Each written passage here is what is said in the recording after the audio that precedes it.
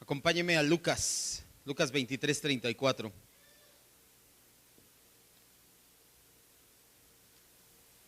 Hoy toca el libro de Lucas, que no estamos estudiando el Evangelio de Juan, sí, pero como lo acaban de decir, en estos últimos hechos, su pasión, muerte, resurrección, ascensión a los cielos, estamos haciendo una armonía, estamos echando mano de los 4 evangelios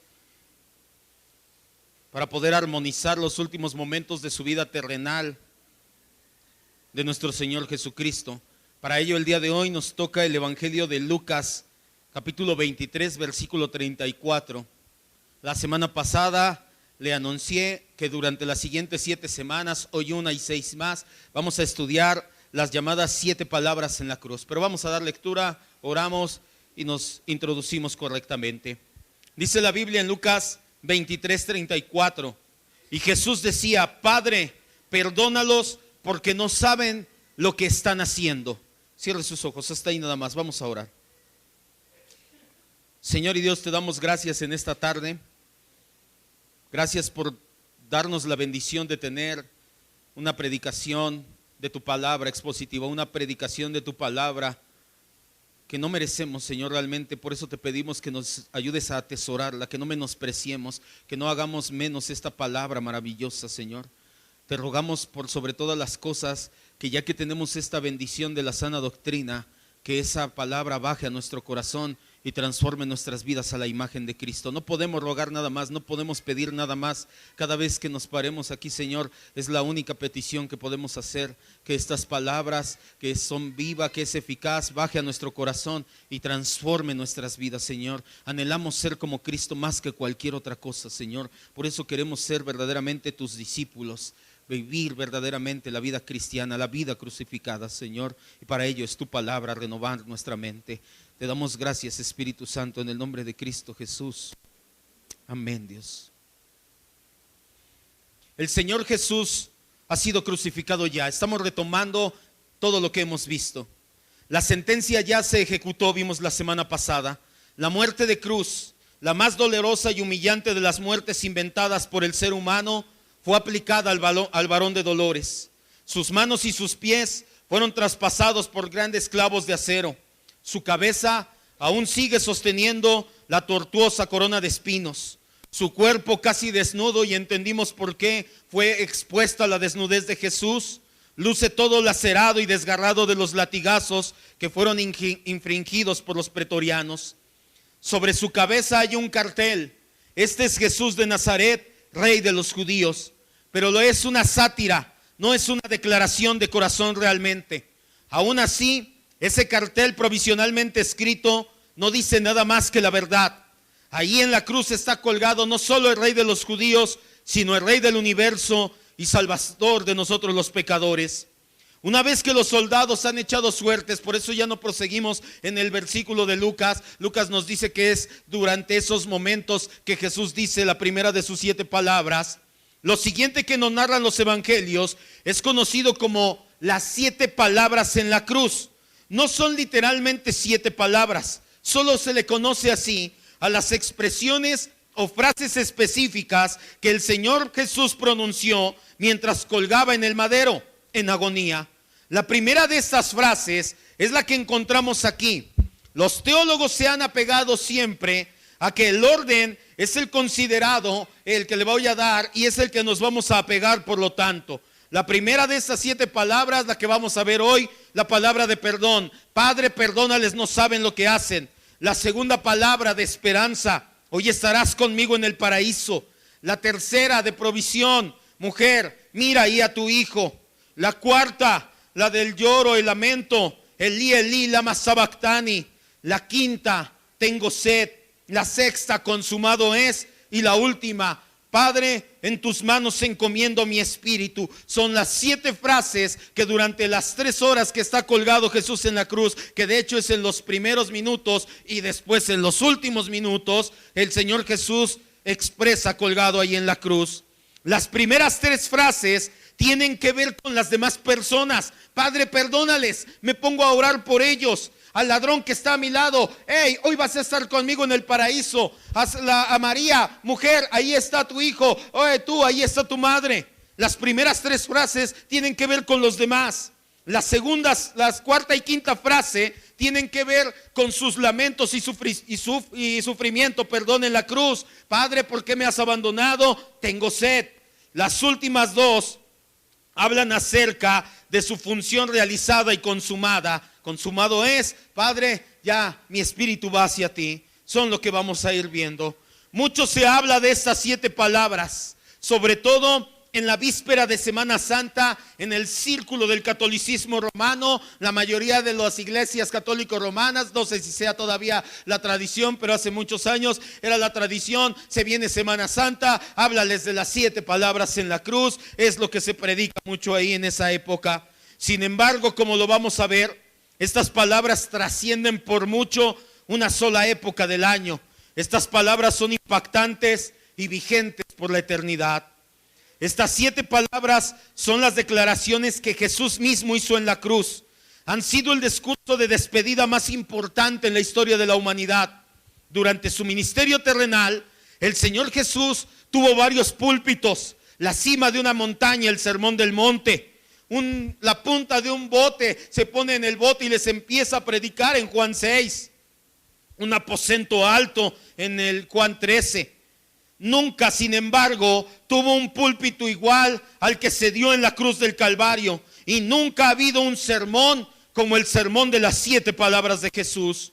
Pero antes de adentrarnos, quiero que entienda por qué son tan importantes estas palabras. Porque no quiero que las pasemos de largo y diga, sí, 7 palabras, qué bonito, palabras. No, quiero que entienda por qué son tan importantes las 7 palabras en la cruz. Hay al menos 2 motivos de peso por los cuales estas palabras son muy importantes. El primero, porque fueron las últimas palabras de Jesús antes de morir. Cuando una persona está por morir, todos quieren escuchar lo que tiene que decir. Se da mucho, sobre todo a lo mejor no se da mucho en nosotros, nuestro círculo social o en nuestra cultura, de tener en el lecho de muerte a una persona y estar todos esperando qué está diciendo, o al menos no es grato si sabes que una persona está moribunda. Pero en muchas otras culturas, muchas personas o personajes célebres, cuando están en su lecho de muerte, quieren escuchar los demás, quieren recoger sus palabras finales.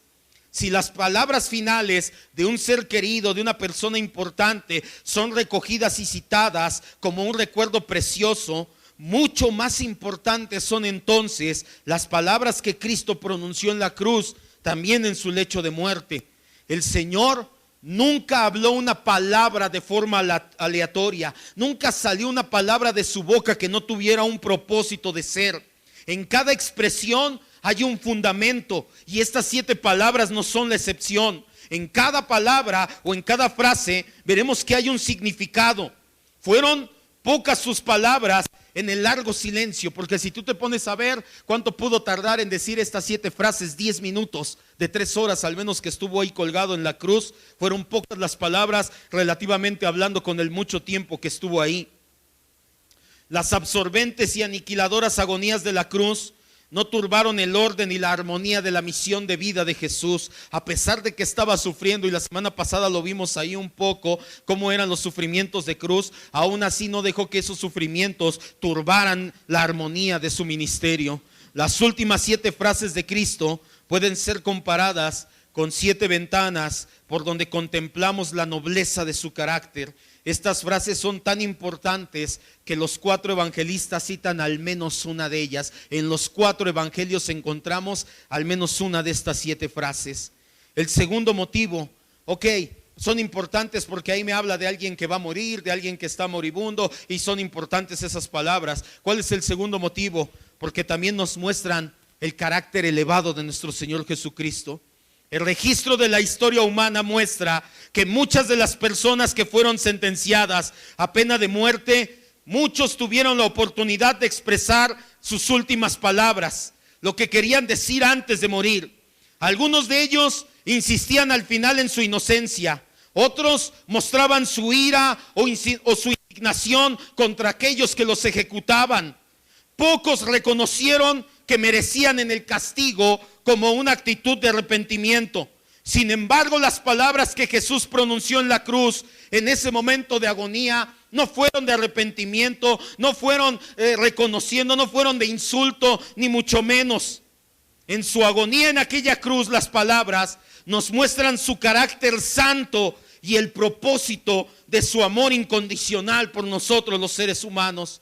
Sus palabras no fueron de amargura, no fueron de cobardía, no fueron de frustración y no fueron de maldición. Póngase a pensar, ¿qué hubiera dicho usted estando colgado en una cruz injustamente? Le hacen un juicio que es un parapeto, que únicamente lo quieren el juicio para poder ejecutarlo, que no haya ningún problema con las leyes del país ni las leyes romanas. Te hacen un juicio que es un parapeto, se burlan de ti, te abofetean, te maltratan, te infringen un castigo horrendo, y colgado en la cruz, ¿qué harías? ¿Bendecir?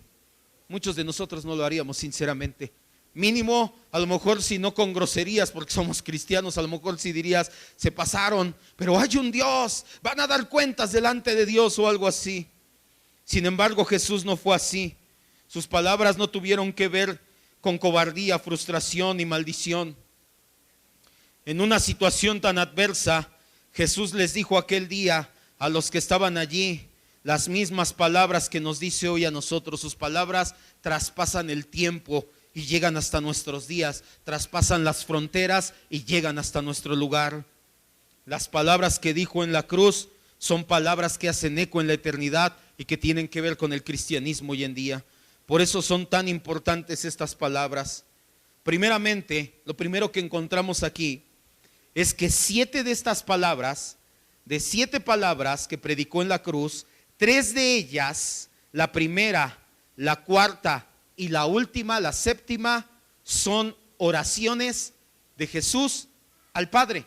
Padre, perdónalos porque no saben lo que hacen. Elí, Elí, lama sabactani, Señor, me siento desamparado por ti. Padre, en tus manos encomiendo mi espíritu. De 7 palabras, la primera, la de en medio, la cuarta y la última, son oraciones de Jesús directamente al Padre Celestial. Creo que es obvio que de aquí se desprende la primera aplicación práctica para todo hijo de Dios, la importancia de la oración. Jesús, en medio de ese tormento, en medio de una situación tan desesperante, colgado en una cruz, sin tener que estar ahí, al menos no humanamente hablando, eleva 3 oraciones al Señor. Mucho hemos predicado de la importancia de la oración, jamás será poco. Lo escuchas en cualquier ámbito, no solamente sana doctrina, en cualquier lugar que se predica del cristianismo, te hablan de la importancia de la oración. Que orar es como respirar, que si no oras o no respiras, mueres naturalmente, mueres espiritualmente. Que debes de orar en todo momento, en todo lugar. Siempre recalcamos la importancia del privilegio que tenemos los cristianos de hablar directamente con Dios. Pero necesitamos no solamente entender la importancia de la oración, sino aprender a ser como Jesús, que dependía totalmente de su Padre en oración. Rara vez los hombres ajusticiados oraban en la cruz. Hay registros históricos, sobre todo lee a Eusebio, lee a Flavio Josefo, y te darás cuenta que los hombres que eran sentenciados a morir en la cruz no oraban. No se pasaban, y mucho menos, como lo vamos a ver, orar por la persona que me está, porque ¿cuál es su primera oración? ¿Por quién? Padre, perdónalos, no saben lo que me están haciendo, por aquellos que me están ejecutando. La crucifixión fue un invento de manos depravadas, planificado para hacer la muerte tan dolorosa como fuera posible. Por los registros históricos sabemos que era común que la víctima delirara del dolor, alucinara, dieran gritos estridentes, maldijeran y escupieran a los espectadores. Era lo que pasaba con el 99% de la gente que colgaban en la cruz. Daban gritos, ¿se acuerda que se inventó una palabra para el dolor de cruz? Excruciante. Daban gritos de dolor, deliraban, empezaban a delirar y a verse en otros lugares. Y también por la mirra que les daban, el narcótico. Empezaban a maldecir a los que los habían crucificado. Empezaban a escupir y a maldecir a las personas que se burlaban de él. Cuando el hombre dio lo peor de sí, Jesús oró. Oró no por justicia, No dijo, Padre, tú los estás viendo, haz lo que tengas que hacer. ¿Qué dijo? Padre, ¿qué? Perdónalos, no saben lo que hacen. No oró por justicia, oró por misericordia, y oró no después de que fueron sanadas sus heridas, no después de que bajó de la cruz, sino en medio del sufrimiento, cuando las heridas todavía estaban abiertas, en medio del dolor excruciante, en medio de la muerte más humillante, en medio de la más grande prueba. Jesús oró por misericordia a aquellos que lo estaban infringiendo este dolor. Padre, dijo en la hora de la muerte, tenía una corona de espinas que laceraba su rostro, ya lo vimos la semana pasada, antepasada, pero eso no le impedía ver el amor del Padre. Cualquiera de nosotros que estuvimos en un tipo de prueba como esas, es difícil ver el amor de Dios cuando estás en medio de la prueba. Claro que sí, no es fácil, esto se va logrando con la madurez solamente. Por eso el apóstol Pablo dice que los neófitos no van al ministerio. Conocimiento y madurez no son sinónimo. Puede haber gente que tenga mucho conocimiento en un año, no significa que es madurez. Puedes tener mucho conocimiento, pero el día que llega la prueba, ese conocimiento es verdaderamente saca a flote si ha renovado tu mente. Pero en medio del dolor, en medio de la prueba, es difícil ver el amor de Dios ahí fluyendo en ti. Y sin embargo Jesús, con la corona de espinas lacerando su rostro, no le impedía ver el amor de su Padre. Sus manos todavía están clavadas a la cruz. Esas manos que sanaron a tantas personas ya no podían curar a nadie. Ya no podía decirles, acérquense, todavía tengo tiempo de curarlos. Ya no puedo curar a nadie, mis manos están clavadas, pero sí puedo hacer algo. Todavía puedo orar por ustedes. Sus pies ya no podían caminar para alcanzar a los pecadores, pero eso no le impidió que orara por ellos. Sus discípulos lo abandonaron, ya no podía impedirle, ya no podía enseñarles, pero nada impidió que también orara por ellos. No sé qué situación difícil podamos pasar. Podemos ponerle muchos nombres a situaciones difíciles, a las pruebas que tenemos que pasar, porque tenemos que pasar pruebas como cristianos. Está escrito, el que quiera vivir piadosamente padecerá, ¿qué dice la Biblia? Abundancia. ¿Sí dice así? ¿Qué vamos a padecer? Persecución, dice la Biblia. Yo no sé qué prueba puedas estar pasando o qué día llegue la prueba y qué tipo de prueba puedas pasar en tu cristianismo, pero sí te puedo decir dos cosas ciertísimas al respecto. La primera, no se compara con lo que pasó Cristo en la cruz. No importa qué tipo de prueba puedas estar sufriendo o puedas llegar a sufrir algún día por ser cristiano. No una prueba que tú te acarrees o una consecuencia. Estoy hablando, como dice el apóstol Pedro, de qué galardón tienes si pecando sufrieres. Mejor tú haciendo el bien, viviendo en la voluntad de Dios. Si llega la prueba a tu vida, regocíjate. No sé qué prueba pueda llegar a tu vida. Lo que sí te puedo decir es que no se compara en nada con lo que Cristo pasó en la cruz. Y lo segundo que te puedo decir es que la oración es el medio de gracia por el cual Dios te va a fortalecer en esa prueba. No hay otra manera. Mucha gente por eso, no son los neófitos los que son para el pastorado. Mucha gente tiene conocimiento, pero cuando llega la prueba son los que dicen, gracias, hasta aquí, ya me voy. El primer pensamiento de Jesús en la cruz no fue acerca de su propio dolor, fue acerca del mal de sus acusadores, de lo mal que estaban haciéndole a ellos mismos. En su hora de agonía, Jesús no pidió primeramente por él, pidió por otros, no pidió por sus amigos, no pidió por sus familiares, no pidió por los buenos ciudadanos de Jerusalén. Padre, aquí en Jerusalén hay buenos ciudadanos, yo sé que la vas a destruir por lo que hicieron dentro de 40 años, perdona a esos buenos ciudadanos. No, Jesús oró, ¿sabes por quién? Por sus enemigos, por aquellos que los maltrataban, que lo maltrataban. Jesús ora y pide perdón sobre de ellos. Padre, perdónalos, porque no saben lo que están haciendo. Es deplorable que se haya levantado. ¿Sabe que hay una corriente teológica que dice que este dicho de Jesús no es cierto? Que dice que este dicho de Jesús está de más en la Escritura, que contradice la Escritura, lo quieren arrancar de ahí. Se ha levantado oposición contra este dicho. Algunos quieren quitarlo de la Biblia argumentando que los que mataron a Jesús son reprobos. ¿Sabe qué es un reprobo? Una persona no elegida para salvación. una persona que desde antes de la fundación del tiempo, del mundo, el Señor no escogió para ser salvo. Y que Dios no puede bendecir a los reprobos. Por lo tanto, Jesús no pudo haber orado así, o no oró para perdón realmente, o no debería de estar este dicho en la Biblia. Que el dicho de Jesús más bien debería de entenderse como: Padre, no derrames todavía tu ira inmediatamente, espérate un poco a derramar tu ira. Nosotros no creemos esta corriente. Nosotros creemos que la palabra perdónalos significa exactamente eso. Señor, no te acuerdes de sus transgresiones, borra completamente sus pecados. En tu soberana gracia estaba pidiendo Jesús: haz que ellos se arrepientan, de modo que puedan recibir ese perdón completamente de parte tuyo. Es maravilloso que Jesús, en su intercesión en favor de aquellos que lo están torturando, presenta al Padre una súplica especial, presenta un argumento de petición prácticamente, como diciendo: Padre, no le dice: Padre, perdónalos, ellos son buenos. Padre, perdónalos, estoy disfrutando lo que me están haciendo. Él presenta un argumento diciendo: Padre, ciertamente no saben lo que están haciendo. Es verdad, los soldados ciertamente no lo sabían. Los soldados seguían órdenes, no sabían lo que estaban haciendo. El Sanedrín, sin embargo, aunque sí sabe que están haciendo algo mal, no comprendían toda la extensión de su maldad. Surge una pregunta: ¿oyó el Padre esta oración y la respondió? ¿Qué piensa usted?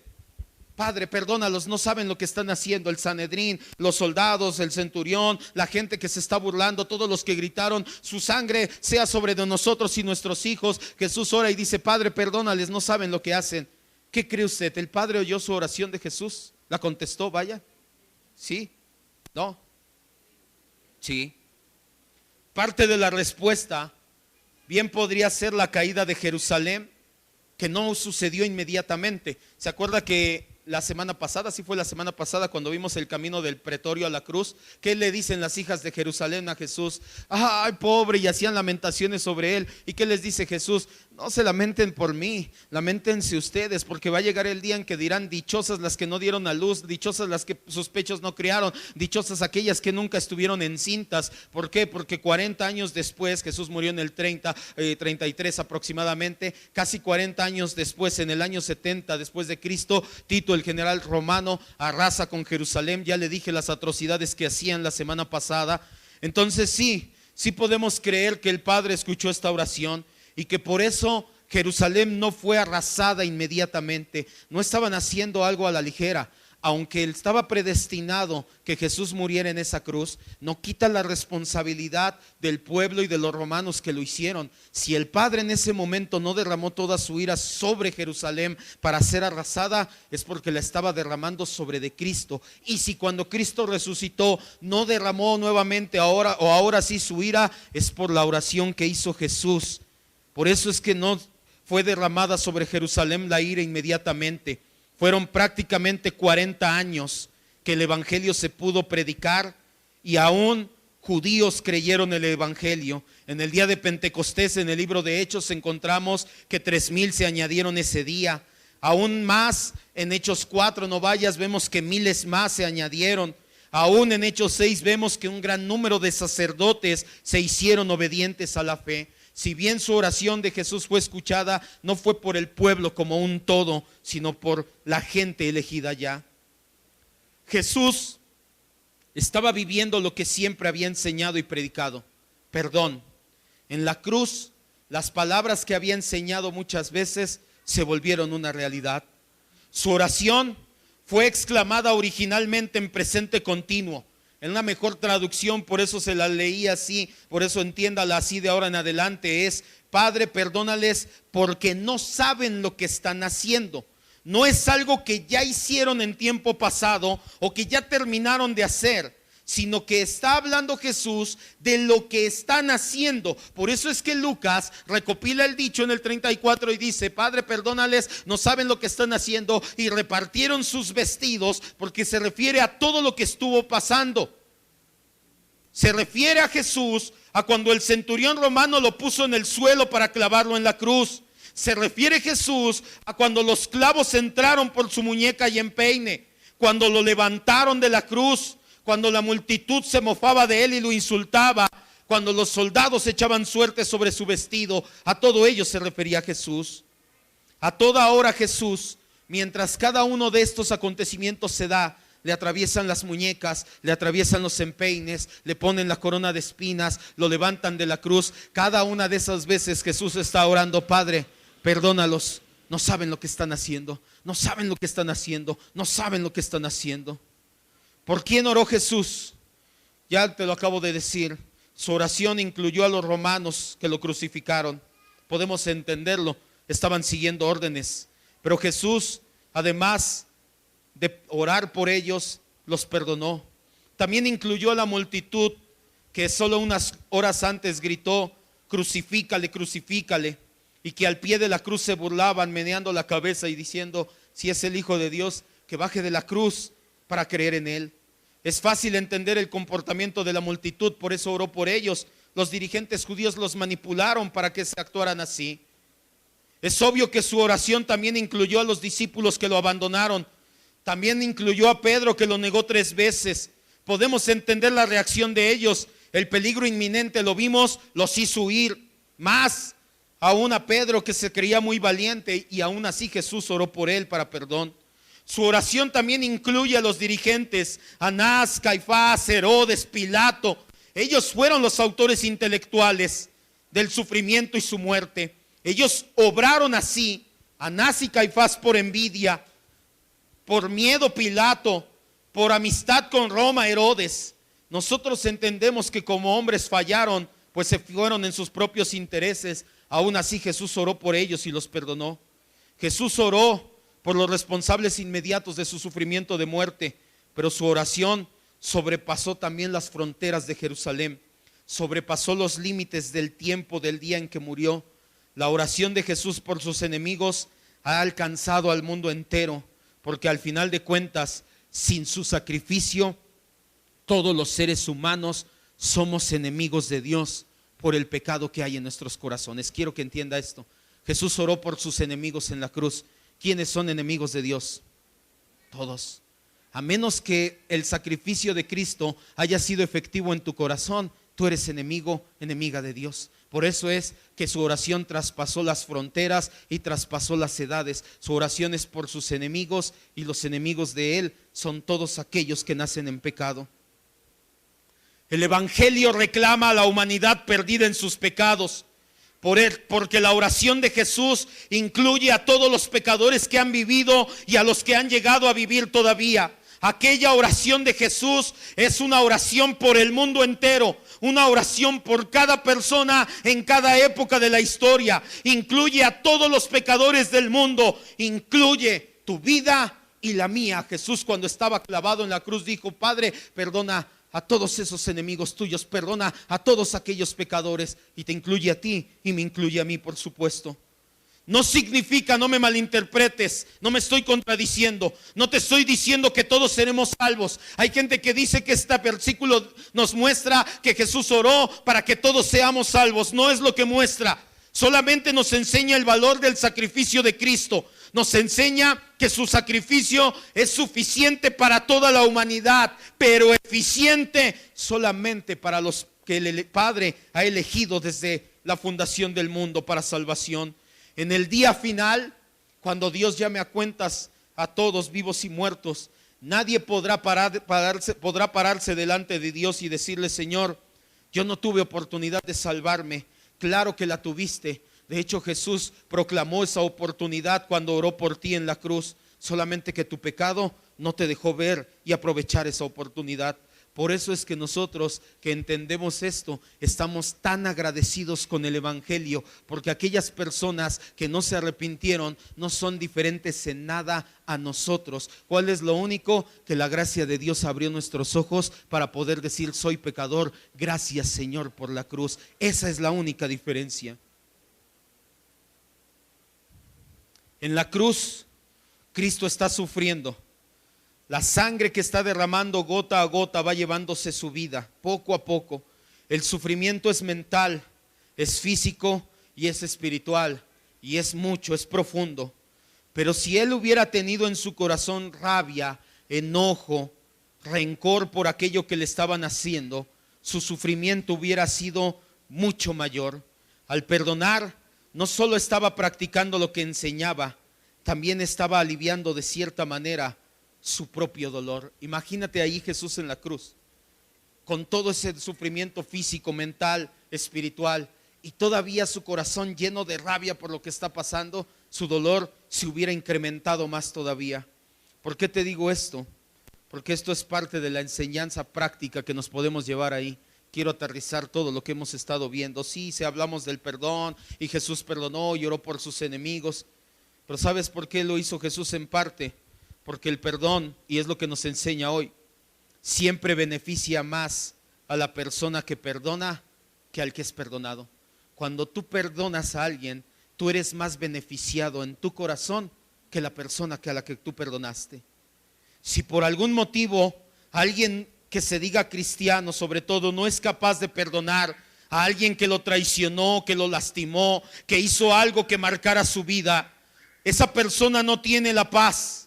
Va a vivir en un infierno cada vez que ve pasar a esa persona que lo lastimó. Yo no sé si usted ha vivido así. Yo creo que es inherente en todos los seres humanos, todos de una manera u otra, alguna época de nuestra vida. Yo personalmente sí me ha pasado que cuando tú no perdonas, traes un muerto cargando atrás. Y cada vez que ves a esa persona que te provocó el mal, cada vez que ves o te enteras de esa persona que te hizo ese daño, tú empiezas a sentir nuevamente ese dolor, tú empiezas a sentir nuevamente ese infierno, empiezas o pierdes nuevamente la paz en tu vida.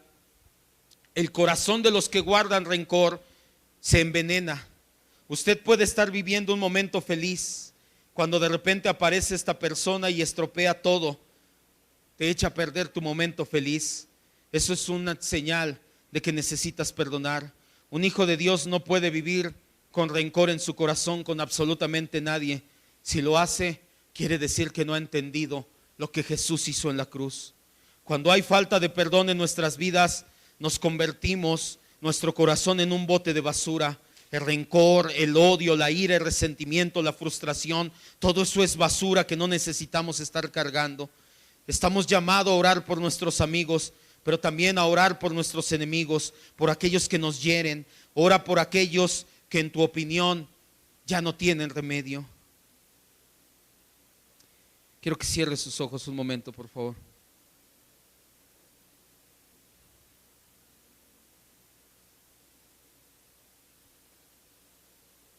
Cierra tus ojos.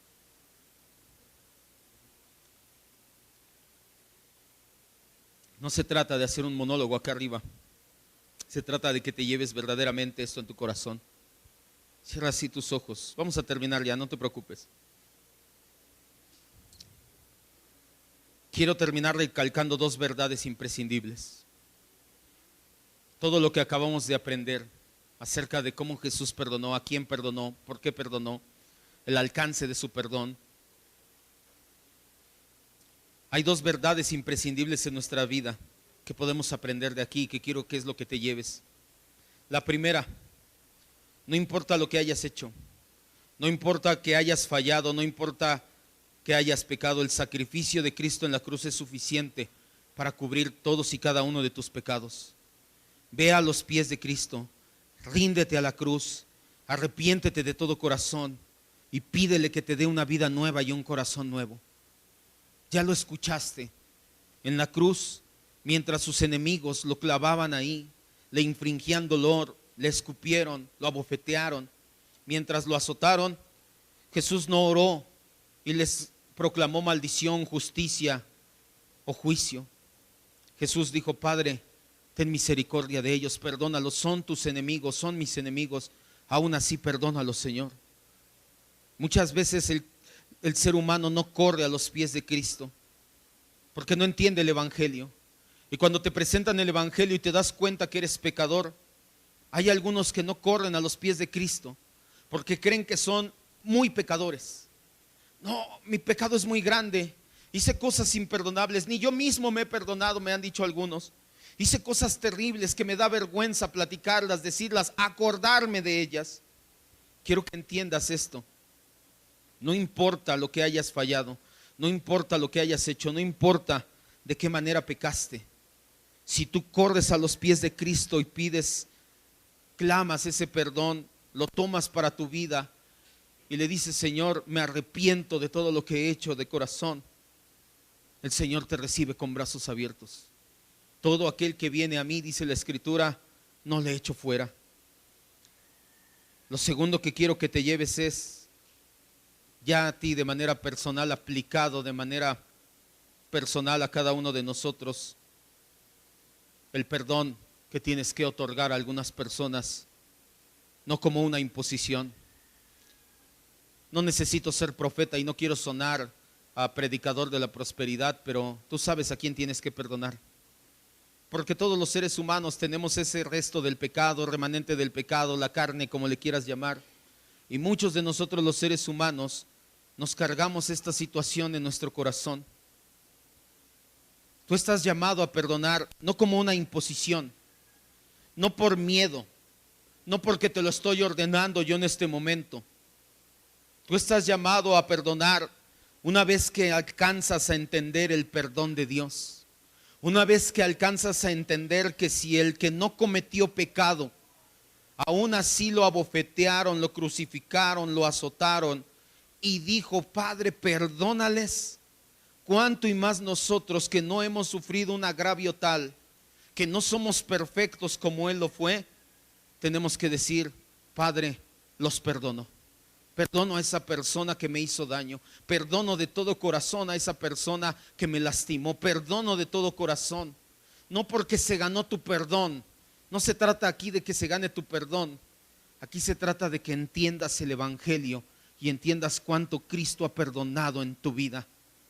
Porque si tú hubieras estado ahí presente en ese día, ten por seguro que hubieras gritado: crucifíquenle, su sangre sea sobre de mí, sobre de mis hijos. Porque también eras enemigo de Dios. Si tú crees en el Evangelio y si el Evangelio ha transformado tu vida, no tienes que hacer menos que perdonar como Jesús perdonó. No hay vuelta de hoja. No fue peor el agravio que te hicieron que lo que le hicieron a Jesús. No eres mejor persona tú que lo que fue Jesús. Por eso es que la vida de un cristiano es una vida de perdón y arrepentimiento continuo. Una vez que entiendes el perdón, el alcance del perdón de Dios, no vas a querer hacer menos que perdonar tú también. No te sientes perdonado por Dios, tal vez es porque no has perdonado a alguien y por eso vives así. Ángel, cierre sus ojos, vamos a orar ya para terminar.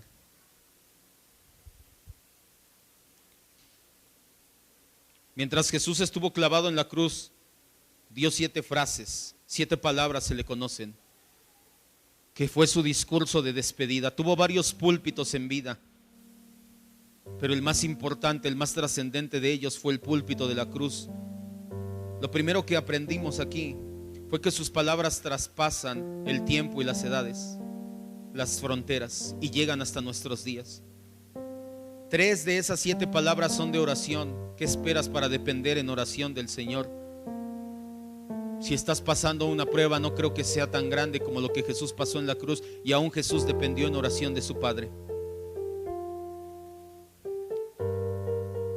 Lo siguiente que nos llevamos a nuestra casa es el alcance del perdón de Dios, del perdón, de las palabras de perdón de Cristo en la cruz. Si Él, siendo perfecto, perdonó a nosotros que éramos sus enemigos, que lo clavamos a esa cruz, si tú has entendido el Evangelio y te has visto que eres pecador, lo menos que tienes que hacer es perdonar. Yo no estoy diciendo que es fácil, también me han herido, también soy de carne y hueso y también me ha costado trabajo perdonar. Pero no mires a las personas que te hirieron, mira a Jesús colgado en la cruz perdonándote a ti todos tus pecados. Y cuando lo veas fijamente y tu corazón esté ahí, te vas a dar cuenta que lo que te hicieron no se compara en nada. Y lo menos que vas a querer hacer es decir: ya los perdono, ya no tengo nada. Hasta vas a orar: Padre, que se arrepientan también, que encuentren la gracia y el perdón que yo he encontrado en ti, Señor. Yo no soy mejor que ellos, yo soy igual de pecador que aquellas personas que me hirieron, que me hicieron mal. La única diferencia es que tú ya me abriste los ojos al Evangelio. Yo no lo merecía como ellos no lo merecen. Por eso es que vas a orar por ellos y decirle: Padre, también perdónales como me perdonaste a mí mis pecados. Habemos gente que necesitamos perdonar. No vas a tener las ganas de perdonar, no vas a sentir el perdón. El perdón no es un sentimiento, el perdón es una decisión que tomas basado en la cruz de Cristo. No importa que no sientas ganas de perdonar, híncate en tu casa o en este momento y dile: Señor, perdónale, lo perdono lo que me hizo. Si somos objetivos, pudimos haber provocado mucho de lo que nos hicieron tal vez, porque no somos monedita de oro. El pecado en nosotros pudo haber hecho que fuéramos personas intolerables, pudo haber hecho que nos trataran como nos trataron. Si eres objetivo, el único que no hizo nada así fue Cristo y perdonó. ¿Qué te estorba a ti para perdonar entonces? Así con tus ojos cerrados dile: Señor Jesús, en esta tarde te damos gracias por la palabra que has hablado a nuestras vidas, palabra de perdón, una palabra que ha traspasado los tiempos y las fronteras y llega hasta nuestros días, una palabra que pronunciaste para todos tus enemigos, de los cuales nosotros fuimos los primeros por ser pecadores. Pero hoy hemos entendido, Señor, que por ser hijos tuyos, por ser elegidos desde antes de la eternidad, esa palabra no solamente ronda nuestra cabeza, sino que ha bajado a nuestro corazón. Hemos atesorado el perdón de Dios por la medio de la cruz de Cristo. Hemos caminado a la cruz de rodillas y nos hemos arrepentido de nuestros pecados. Gracias, Señor, por esa palabra de perdón a nuestras vidas. Por último, pero no menos importante, queremos orar, Señor, si hay alguien a quien ya tenemos que perdonar y ha dado vuelta el asunto en nuestra mente y corazón por mucho tiempo, que nos muestres que ha llegado el día de perdonar verdaderamente. Ha llegado el día en que nos quitemos ese sufrimiento y recobremos esa paz que sobrepasa todo entendimiento. Tal vez no hemos tenido paz ni contentamiento por esa falta de perdón. Por eso es que en esta tarde, Señor, así como tú nos perdonaste y clamaste el perdón para tus enemigos, así el día de hoy, Señor, decimos: Padre, perdónales como también a nosotros nos perdonaste. Padre, los perdonamos por aquello que hicieron, dijeron o cómo actuaron. No porque somos más buenos que ellos. De hecho, si no fueras tú en nosotros, no lo estaríamos haciendo, Señor. Gracias, Señor Jesús. Gracias, maravilloso Señor Jesús, por esas palabras en la cruz. Gracias por ese discurso de amor incondicional. Gracias, Dios, tus palabras hacen eco en nuestro corazón y lo impactan. Siendo pecadores, clamaste por un perdón eterno delante de Dios a nuestras vidas. Pudiste habernos maldecido, pudiste haber clamado justicia y hubiera sido entendible, pero tú eres mucho más sublime que eso.